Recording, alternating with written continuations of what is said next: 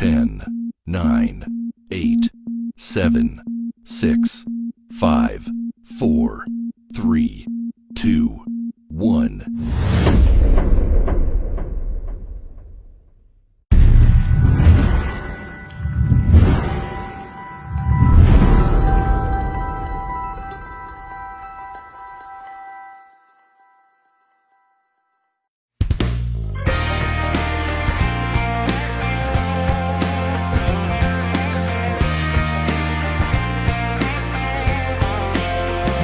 So the first thing I noticed was her smile. Hi, and welcome to Dax Chats for another episode. And today I have a guy that's been around for ages. He has been one half of McAllister Kemp. He has been one half of Tailgate Drive. He has done duets with the likes of Jane Denham and Emily Hatton, and he's written with thousands of people, including myself. Today, Dax Chats to Troy Kemp. G'day, Troy. Hey, how you go? How's you going? Wow, mate. It's been a while. I haven't seen you in a long time. So I think we saw each other in 2018 when I came and saw one of your shows, and then we wrote a song together in 2019. But that was about it. That's what we've done. It's great. It's been too long, and it's good to see you, mate, and good to see you doing what you do best, brother. So thanks for having me on today. I really appreciate it. But mate, hasn't the world gone crazy? So I mean, I think that's a big part of why we haven't seen each other as much as we should have. And obviously, you're in China and I'm in Nashville, so that's a bit of a separation as well, obviously. So That's it. I love that we have a technology like StreamYard that we can do this. I think it's amazing. So right now it's 8 o'clock at night here in Nashville, and I don't even know what time it is for you, but yeah, what do you got? 9 o'clock in the morning. on the morning after, you know, you're in the past. You know, I'm in the future. I'm in the future. So I need to know who wins race 6, you know, tomorrow at Flemington. That's it. All right, so as I said in the intro, you've done some amazing work. Not only, and I forgot to mention you're a solo artist as well. How silly! But you know, you've worked with McAllister Kemp from 2003, and that was a brilliant run for you. But that ended. But then suddenly now it's back. It's back. Yeah. Yeah. So you've also done this like Tailgate Drive collaboration with Damien Bagley, and out of that you got as you said to me previously, the oldest new talent award ever. Exactly. Yeah. That's right. At the CMC Awards, which of course are no longer, which makes that even more special because it's a very rare item to have now. Exactly. Yeah, no, it's right. I've definitely been a duo whore for use of a better word. I am obviously pushing the Troy Kemp solo, you know, project in Nashville, and but yes, you know, I've done McAllister Kemp and all the things you mentioned, and it's really cool to sort of hooked up again with Drew again, and you know, we got to do a McAllister Kemp show early this year at Tamworth, which was a real cool thing after 5 years of having a break, and you know, and just getting in there and not knowing whether we're going to sell any tickets, and selling out in 2 days, you know, and having a packed long yard, you know, in Tamworth there, and the cool part was, Dave, is that, you know, you had all the people who, you know, we split up 5 years ago. One of those kids that were like 13 and 14 back then and now like 18, and they can actually get into the bar to watch you, you know. So they're all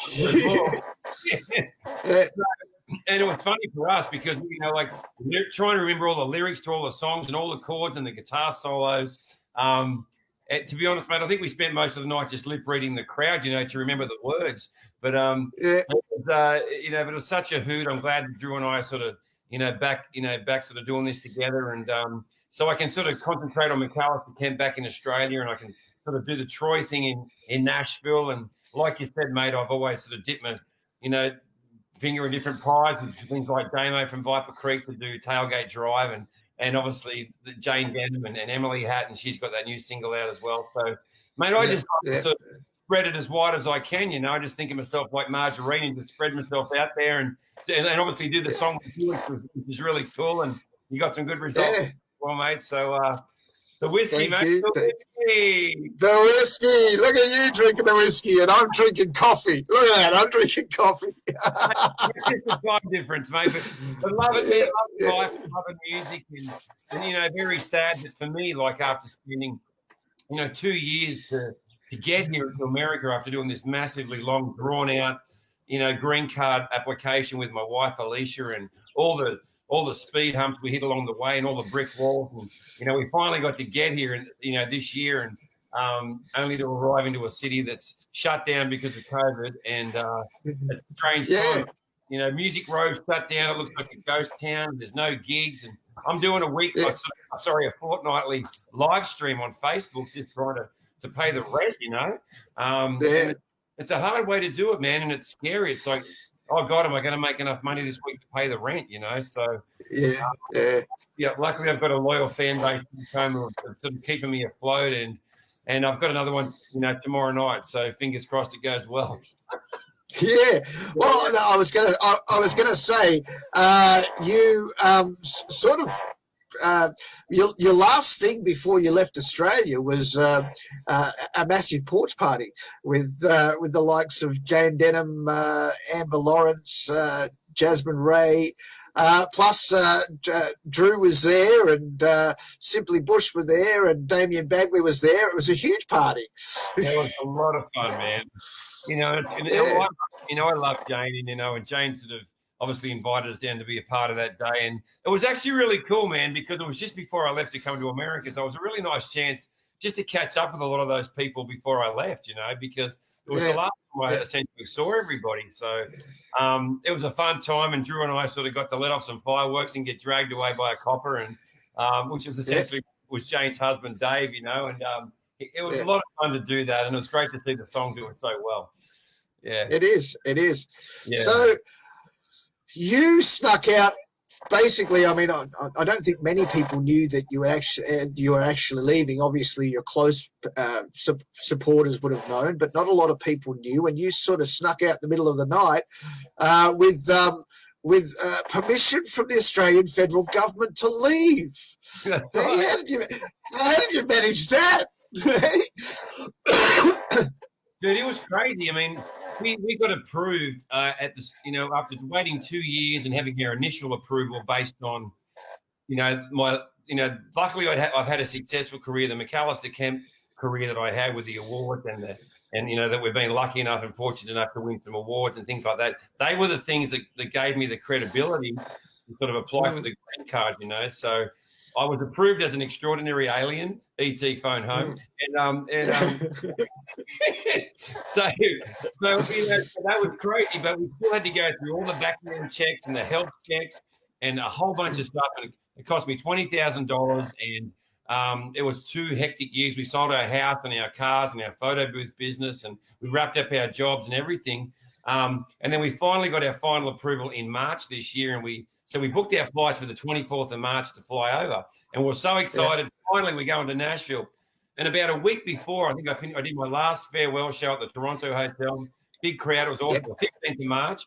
And about 2 days later, COVID-19 hits, travel restrictions across the world, can't get out of Australia. And like you said, mate, I had to apply to the Department of Home Affairs in Australia. First application, I failed. They needed more paperwork, more proof of residency and where I was going to live in America and where I was going to be working and where I was going to do this and that. And then so we even had, we just got it all together and we submitted it for a second application. And fortunately, they said yes. And we were able to fly across, at the start of May during a travel restriction pandemic. Nobody at the airports, nobody on planes. it was 31 hours in a mask with 3 flights to get to Nashville. My ears were killing just from the mask. Yeah. It was a crazy experience, man. And then we get to a town that's closed down. So the big Nashville dream is currently on hold, like, and everybody. But a really bizarre thing, man. And very fortunate to be able to get out. I've already meant to have gone back to Australia a few times to play at various festivals, which have obviously all been cancelled. Cancelled, yeah. God knows when I'm going to get back there and what I'm going to be going back for. I don't even know whether I'm allowed to leave right now. And if I do go back, am I allowed to come back again? But it's scary. But I do now have the physical green card, which turned up at our immigration lawyer's office a few weeks ago. So we went out and grabbed it. So now it's nice to finally have that. And I think that's my ticket in the world. But mate, when you go back to Australia now, as you'd know, you've got to self-quarantine for 2 weeks, and you've got to pay for it yourself now because the government aren't paying. So, any gigs I go back for, I think I'm going to probably anything that I earn, I'm going to spend in quarantining anyway. So is it worth it? You know what I mean? So correct. Yeah. Right. Yeah. Now, I mean, that's the thing. I mean, I've said to many people that I won't even attempt to go back to Australia right now. Like my father passed away in the middle of COVID. I couldn't go back. Oh, dude, I'm so sorry to hear it, brother. Yeah, no, it's all right. It's fine. It's a while ago now, but and my mother's like 7. You met my mother. My mother's 75 years old. She's 75 years old. If anything happens to her, I'm stuck here. I can't. There's absolutely no flights available from China to Australia at all. I can imagine. So I can't even if it was an emergency, I can't even try and jump on a plane because there's just no flights. Qantas is not flying to Australia. Nobody is flying from China to Australia, and I guess that has to do with the big problems that China has with Australia right now. Not good. I've heard some weird stories, saying that Australians couldn't get arrested just for being in China. And I'm like, oh, no, I'm just going to stay in my studio and just do my thing. Oh, my God. Yeah, man, it's crazy. It's horrible that, the two countries as big as, we are, that relations are bad between China and Australia. Right? That's horrendous, and I'm over here in America, and, America's its own kettle of fish and its own, massive problems. Places like Florida, 6 or 7 hours away from here, Florida's just blowing up right now. And, we're talking like 150,000 new cases per day. You know what I mean? It's like, come on, somebody get a handle on this thing, because it's scary, man.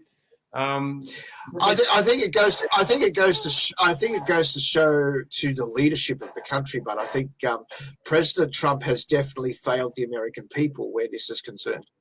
Yeah, it's been I'm not going to. You got to be careful when you talk about that.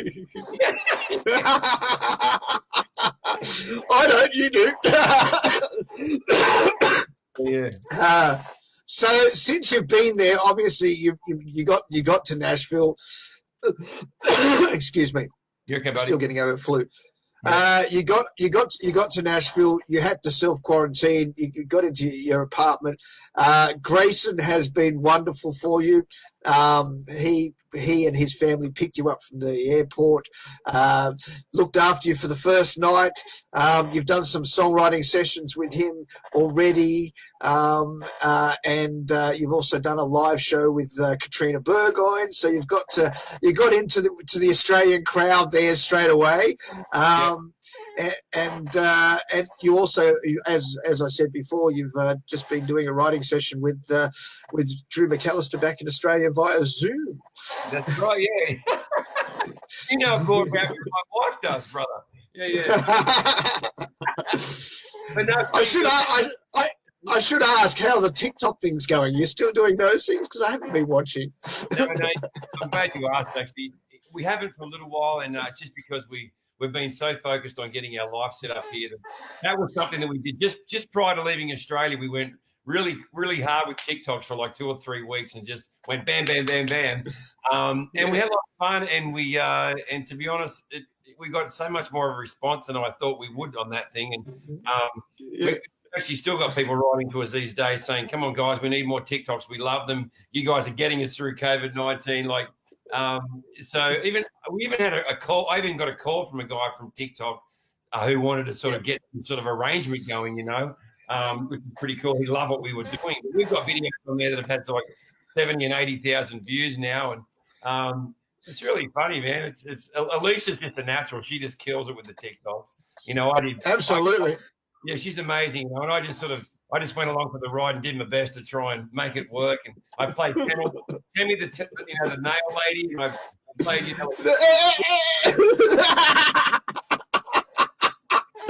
Cracked me up, mate.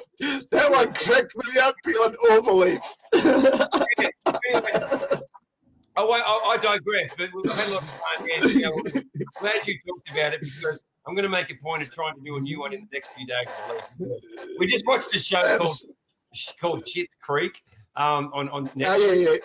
Yeah, and it's really funny, and there's some really good Netflix there's some really good TikTok sort of things that you can do from that show. So I think we need to do one, so that'd be fun. Yeah, it's good, absolutely, absolutely. And it gave us something to do, it gave us something to do, because obviously there's no gigs. I haven't done a gig now for like 4 months, and that's ridiculous. Like it's just strange, man. So we're in America, we're eating greasy food, and we're drinking too much beer and chicken wings and ribs but we're chewing into our savings, and like I said, mate, I'm just doing my best to try and survive on this Facebook Live stuff, So I've been very fortunate.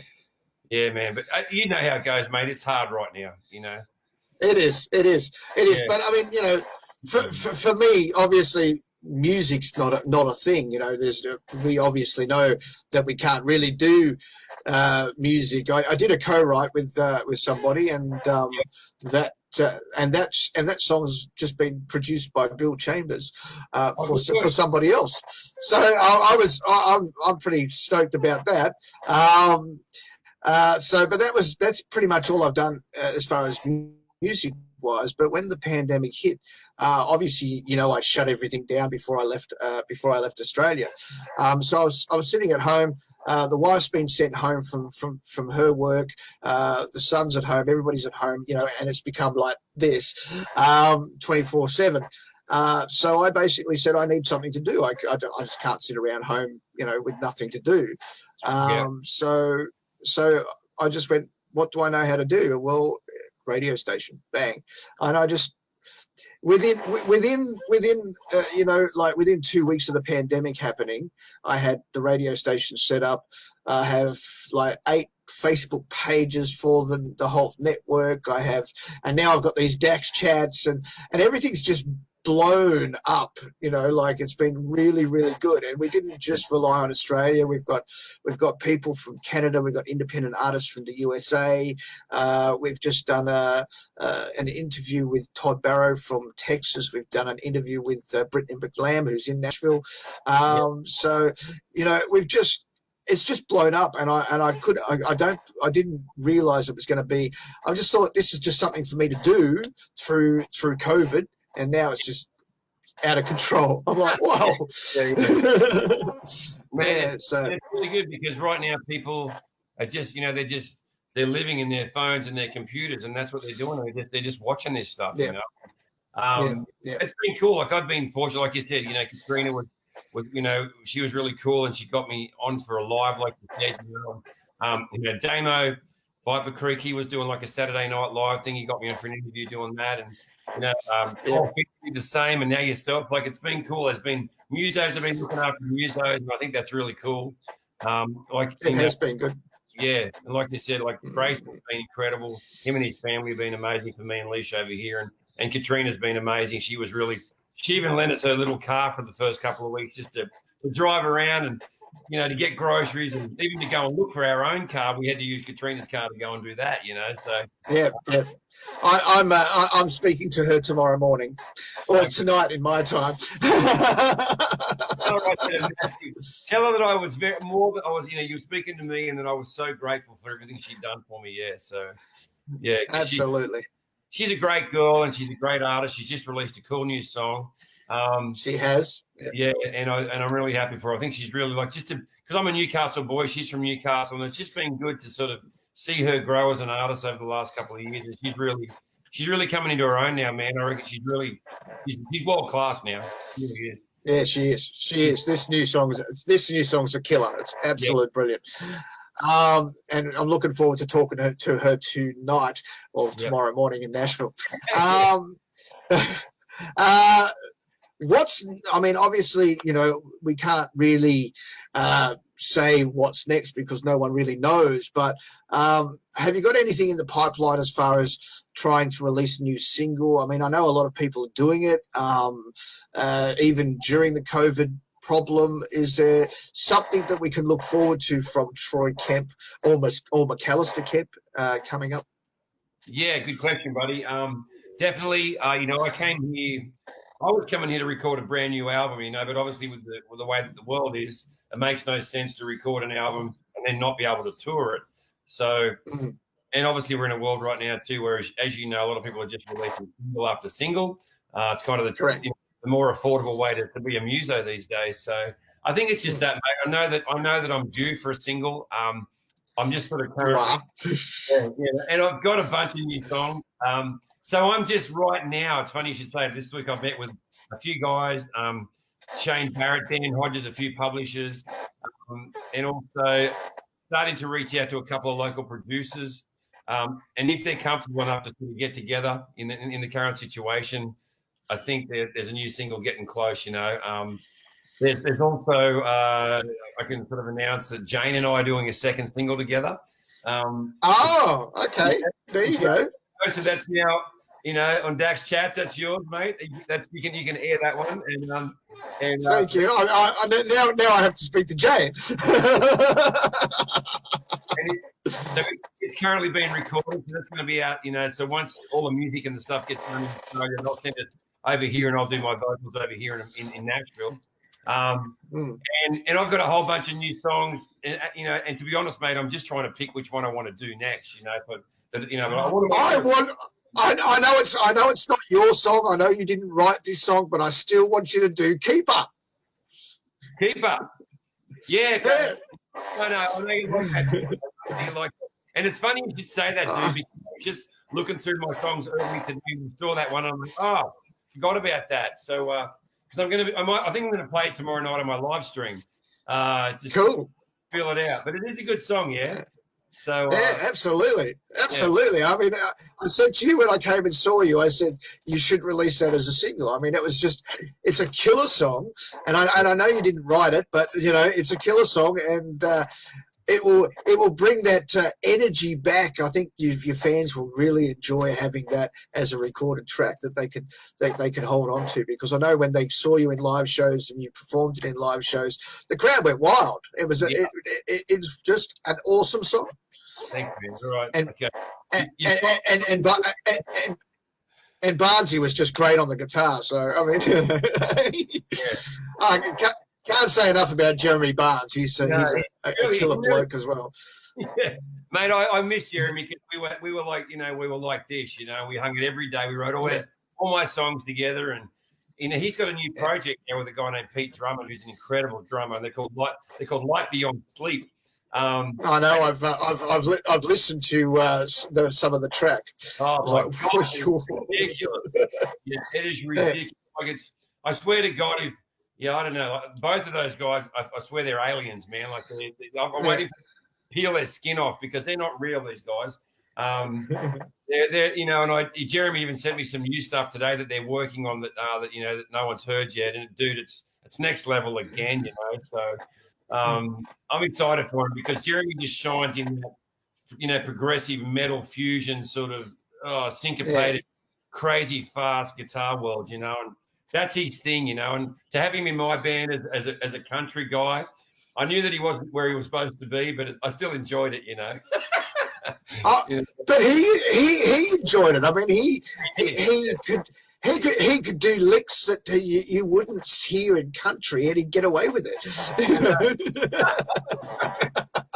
And that's what some of his solos in your songs, I'm like, that's not country, but it's cool.